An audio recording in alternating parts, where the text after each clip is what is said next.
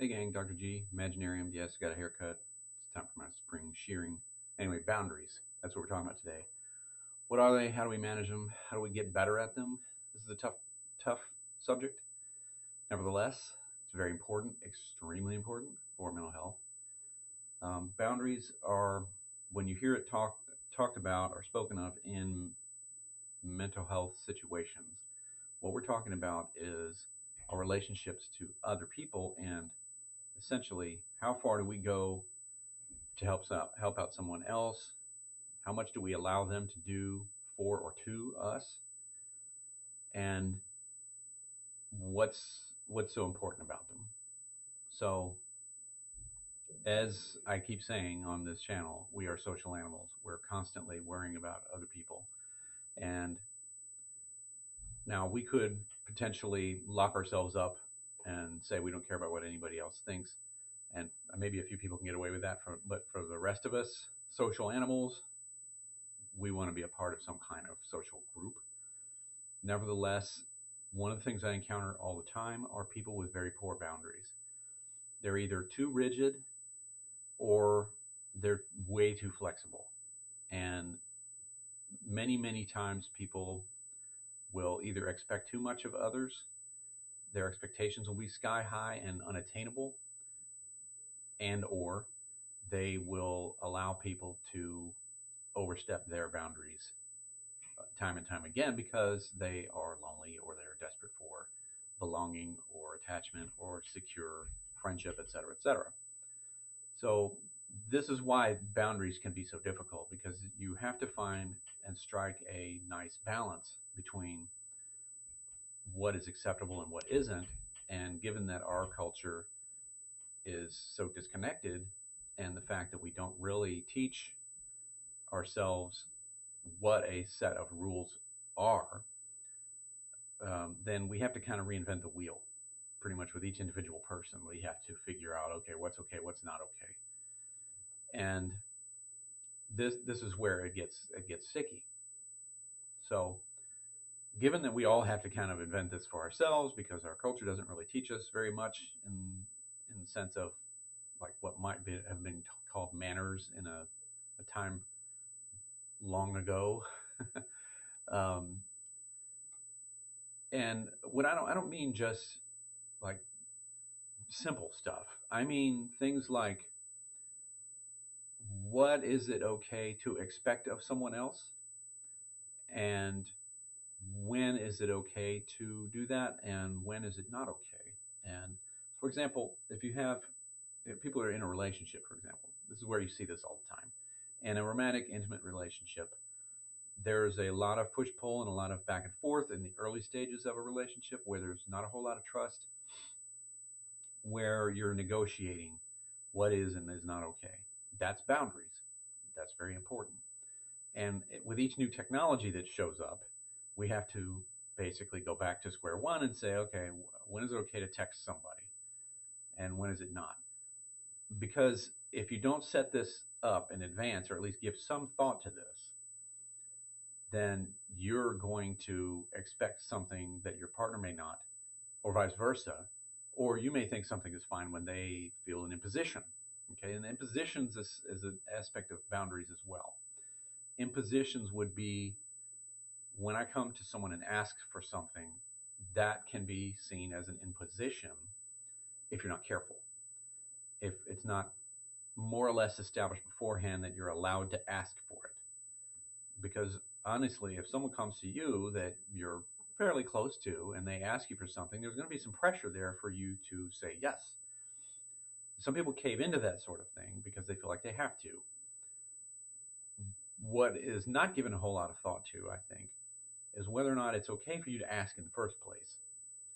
Very frequently, that's a part of the equation that's not really thought of much, but it needs to be. That's an aspect of boundaries. So, what do you do with them? How do we manage them? Well, the first thing you have to do is you have to work through the relationships that you're in now at all the different levels that we talk about: intimate partner, family and friends, community, and even nature. And ask yourself what is okay to ask, what is not okay to ask, what is an imposition to ask, But also, equally, if not even more important, is what am I willing to do? How far am I willing to go? What am I willing to set, you know, aside from myself to contribute to this relationship? This is not easy. It's an ongoing process. I think in a culture that's much more settled and not constantly changing like ours, these rules sort of become unspoken rules of engagement, if you will, like what might have been, like I said, considered manners. But all of that stuff is in flux all the time. And with new technologies and social media and all of that, these things are constantly changing. And so each person is really kind of lost as to what are the rules? What am I allowed to accept and what should I not accept? When should I push? When should I push back? These are all important things. And if you don't get this straight, if you don't get this down, then you are going to either feel unsure about your status within the relationship at whatever level it is, and or you will feel taken advantage of. And then if you don't say anything about it, you're going to feel resentful. And that's going to come out in other ways. So you can see how this can go wrong in a lot of different ways, particularly if there's not a whole lot of great communication going on. So, what are some of the challenges that you can face when you're interacting with all of those people that are in your network? Well, one is if you're someone who allows others to overstep their boundaries with you, part of the blame needs to rest with you because you are continuing to train them to do that. If you don't say anything, that is. Now, if you do and they keep doing it, well, then that's definitely all on them. And you can't control that. What you can do is back away from it and you can kind of guard yourself. That's not always fun or easy to do, but many times it's the only option you have. Communicating with others. This is the challenge. If you feel someone is overstepping their bounds with you, you have to tell them. Now, if they're just doing it maliciously, fine, then that's easy. That's the easy case. I'm not talking about that case. I'm talking more about the case where the person doesn't seem to get that they're doing that. You have to express your feelings about this with them. Now, this can be extremely difficult. A lot of people with anxiety disorders, social phobias, that kind of thing, they're afraid to do this because they'll come up with 1,001 what if questions. Well, what if I say that I really don't like it when they do X and they get mad at me? And my answer to that is, well, then you know where you stand because your feelings are important, and if they really care about you, they will value that. They will honor that. And if they don't, well, it's disappointing, but you need to know that one way or the other.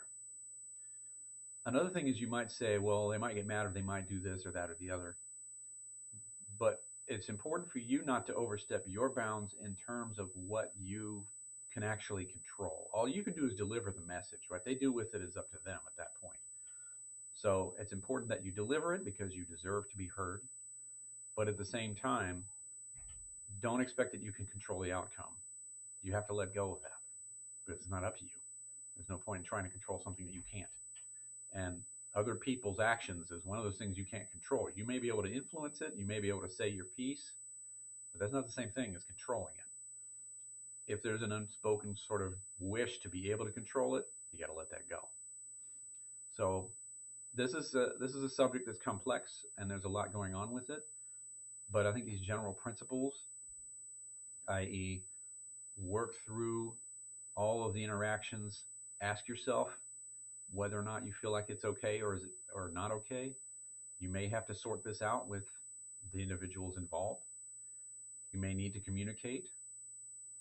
And once you get to the point where you've communicated everything that you can, you've set up the rules of engagement, and people do meet you there, great. That's successful boundary management. If not, that's still successful boundary management, but they're just not going to engage. And that may not work out, in which case you kind of need to know that beforehand anyway. You need to know that as soon as you find out. Okay, so that's what I got for you today, Mental Health Mondays. Don't forget to like the video and go ahead and subscribe and all of that stuff. Go ahead and check out ericgoodwyn.com and get on my newsletter so you can find out what kind of things I'm up to. I've got all kinds of stuff in the pipeline. And yeah, next month we've got some news about the upcoming fantasy novel as well. So I'll see you guys next time.